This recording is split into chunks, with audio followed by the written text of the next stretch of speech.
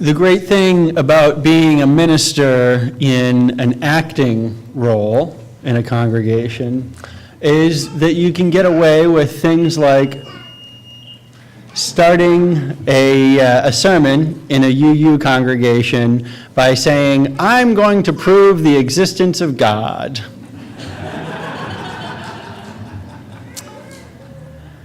Understanding process theology begins with going back over 900 years to an English monk, St. Anselm of Canterbury, who offered the first ontological proof of the existence of God. That is, a proof proceeding from a definition of God. And so, if you want to understand kind of our contemporary methods of process theology and what that looks like today, you have to go all those centuries back. And to understand Anselm's proof of the existence of God, you have to start with his definition of God.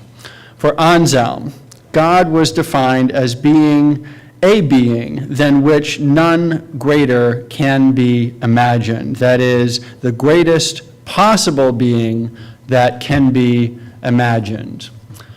So for me, the greatest possible being is one that goes in smallness all the way down to the quanta at the levels that we cannot see or even imagine in our world, and all the way out in its vastness to the far stretches of infinity, to the edges of the universe that are not only unknown by us, but potentially unknowable because of the laws of physics. You have a being that encompasses, that includes, that is all of that by definition. To me, that's something that is worthy of calling God, of being the divine as an entity, of being the absolute.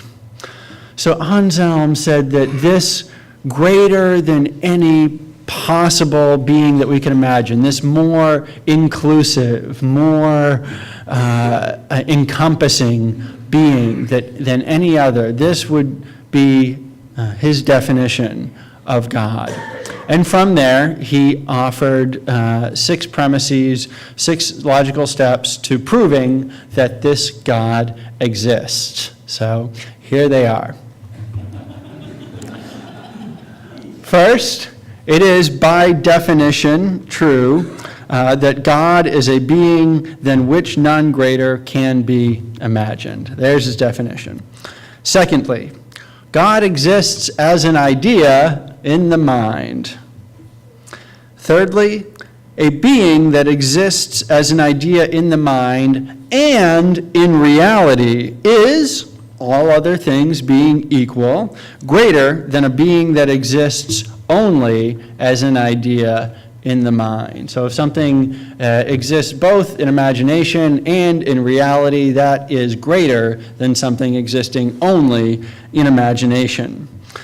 Number 4, thus, if God exists only as an idea in the mind, then we can imagine something that is greater than God, that is, a greatest possible being that does exist, that has both being imagined and existing as traits. Number 5, but we cannot imagine something that is greater than God, for that would be a contradiction of the definition in premise 1 of God. If you can imagine something greater than the entity that you're imagining, that cannot be God. And finally, number 6, therefore, God exists. He's saying that if God did not exist, then you'd be able to picture a God that simultaneously was imagined and that existed, and that by definition would be God. That would be the greatest possible being that you could imagine, because it would not only be imagined, but it would also exist. And so whatever kind of Venn diagram overlap you get there between imagination and existence, that is the greatest possible being, and in this definition of God, that's God. for me, what this means is that if you conceptualize God in a certain way, i.e. as the entirety of the universe, everything that we can and could possibly see, then God in that case exists. It's very different from the usual idea of God as a bearded old white dude throwing down smitings from the clouds. What this allows for are common traits across the different strands of process theology. Process theology goes in a lot of different directions, covers a lot of different philosophies and strands of thought, but there are three sort of common traits that you can say all aspects of thought that are considered to be process thought or process theology have. First of all, in all of them, God affects and is affected by temporal processes. So to say that God affects temporal processes, affects the things that happen in the world, to me, I think of the quote attributed to Martin Luther King Jr. and first written by Unitarian preacher Theodore Parker, that the moral arc of the universe is long, but it bends toward justice. That perhaps that moral arc is so much more vast than we can conceive of, just as the bounds of the universe are not only much more vast than what we can imagine in our day-to-day lives, but perhaps more vast than we can possibly know as humans. That in that same way, analogously, the moral arc of the universe is just so far beyond kind of what we can picture and hope for on a day-to-day basis, that's the level on which this being, this entity, this all-encompassing being, the absolute, is operating. And to say that God is affected by temporal processes, that what we do, the things that happen in the world, everything small and cosmic affects God, well, it means that we are not only in the universe, we are not only part of this greater process called the divine, called God, but that we are of God and of the universe. And so what we do is changing, is affecting the universe, and is affecting, therefore, the divine and God. This leads into the second trait that different process thinkers, different process theologians have, which is that they stress becoming over being. If everything that we do, everything that goes on in the universe, planetarily, in our solar system, in our cosmos, if this all affects the divine, the universe, God, then it matters a lot more kind of what's going on, what has happened over the history of our universe, and what will happen, the directions and trajectories that we're going to take, than trying to label and identify the static truths, the things that have always and will always be true, because at that point there's not a whole lot that fits into that category of immutability, of unchangingness. And so when you zoom out to that level, process thinkers are saying, okay, if we really want to find anything out about what's going on here, we'd better focus on that process of becoming as opposed to the beingness that we might want to hone in on and try to nail down and staple down. Thirdly, what this means is that process theologians are focused on relationality as a foundational trait of being. That for humans, we are not separate. We know that we are not physically separate at an atomic level from what we touch, from what is going on around us. We know that chemically we are not separate from what we're made of and what we will make up later when we pass away and when our bodies go out into the universe. We know that spiritually and emotionally we are not separate, and so process theology gives us a template for saying that the basis for our being, is not us as individuals clearly and separately defined and put into boxes, but rather our relationality, our relationships with those around us and with the world around us, and that studying that will say far more about the world and about who we are than, again, trying to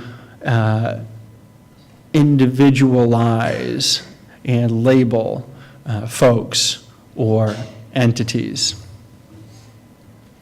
So a brief summary of where we've come thus far. There is a proof offered by Anselm of the definition of God. Ellipses, 900 years later, we have a contemporary view of God as perfect in the sense of completeness, but not omnipotence, and based in becoming and relationality.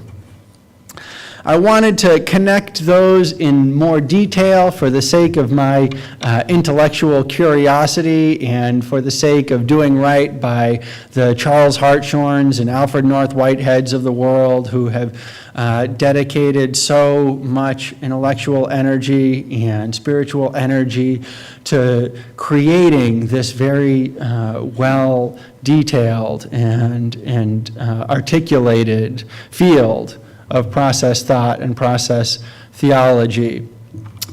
But then I realized that of what I've described so far, that only brought me about 5% of the way down the page on the Internet Encyclopedia of Philosophy's entry for the proof of God. Shout out, by the way, to the Internet Encyclopedia of Philosophy, which is the standard and the goal in terms of accumulating scholarly knowledge online in a way that is actually well curated and helpful for folks. So I realized I'm not going to be able in one sermon to detail to my own satisfaction the connections within process theology that take us from Anselm in a thorough way up to where we are now. But I can share the processes and the developments in my own journey that have made this a very real and very impactful way of thinking about the divine, the absolute in the world, for me. We talk sometimes about undiagnosed UUs, folks who we feel like if they just knew about our congregations, then they would come and they'd be Unitarian Universalist. And for a long time, I would describe myself as an undiagnosed process theologian, that the tenets of process thought were very much descriptive of where I was theologically, where I was in terms of my own belief system and actions, but I didn't have that descriptive framework to put on it. I would go back and forth having these mystical experiences in meditation and yoga and nature, and then come out of them and have a very strong desire for proof and rationality as I was reflecting on them. I would feel like I had had an encounter directly with the divine, and then I would kind of try and fit it into a very rational and proof-based framework and come up short.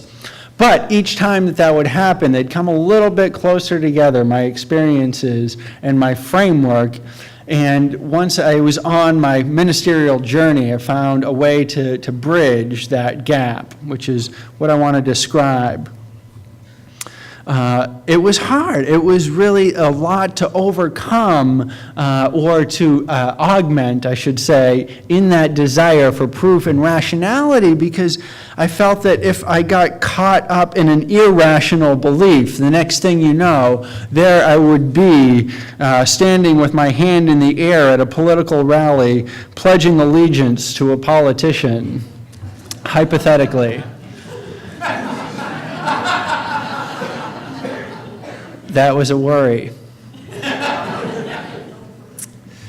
We heard in Rabbi Lerner's reading this morning We are loved by an eternal love that has sustained the universe since its inception.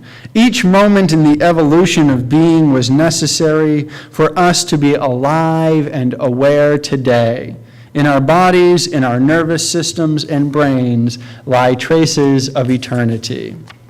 If you want to know where I am coming from ministerially, picture being steeped in this kind of language and this sort of approach to beingness and to spiritual community for an hour a day on average for a full year.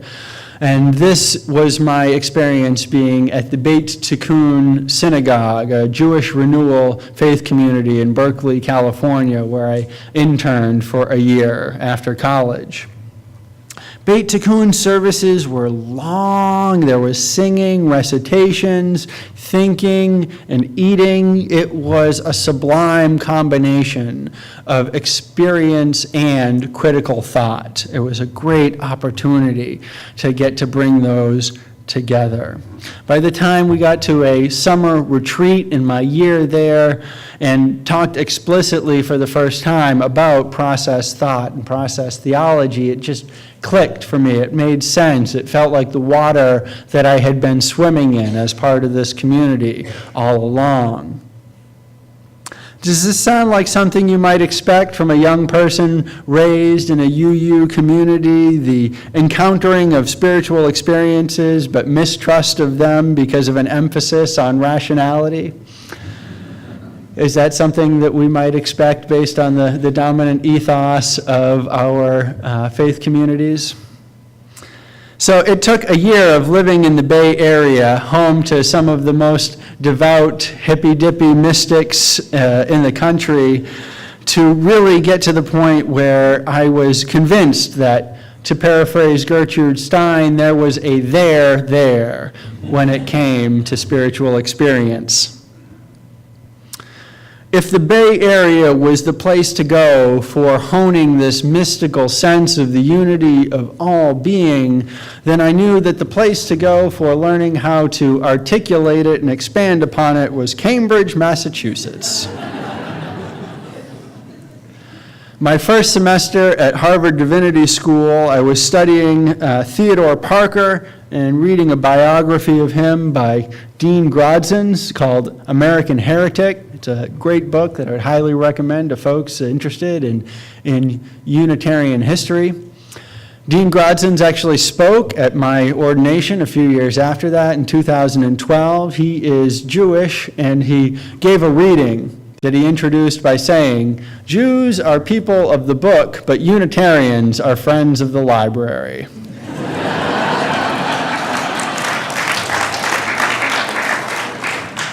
This was a great encapsulation of the pluralism that we have in our faith communities.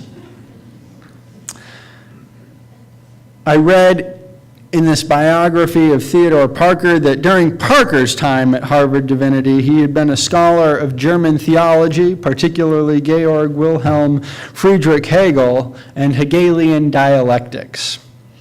Hegelianism, which can be summed up as the rational alone is real. No wonder I was receptive. Hegelian dialectics operate on the idea that the process of thesis, antithesis, and synthesis is the foundational mode of how things happen, of processes in the world. Being must be passed through mediation to reach completion in this paradigm. Being must be passed through mediation to reach completion. And so in theological terms, we might say, to be human is to participate in the process of mediation of all that is, i.e., the universe in its entirety, God, the absolute, the divine, in order to help God reach completion or at least greater self-understanding. As Grodzins writes, Hegel saw the absolute, his preferred term for God. Hegel saw the absolute as immanent in human history, which was the process of God attaining self-consciousness. Wow. I felt like for the first time I had a way to bridge that gap, to find meaning in what I was doing as a human being and as a minister, as someone who deeply, deeply sought to bring my experiences and my reflections together into one coherent self. Rabbi Abraham Joshua Heschel says that humanity will not perish from want of information, but only from want of appreciation. The process of God getting to know God's self is one of intellectual learning and exploration, and I am grateful for that and for being part of spiritual community that affirms and recognizes this fact. This process is also one by the very nature and definition of God, of opening our hearts and our relationships to one another. The lessons of process theology hereby call us to love boldly, to be simultaneously in intellectual accountability to our learnings and to our teachings, and to be in relational accountability and loving relationality with each other. It means continuously and consistently and persistently and courageously opening our hearts to this process as well as our minds. These lessons call us to love boldly, and so let us go forth each day and do just that. Peace, salam, shalom, and may it be so.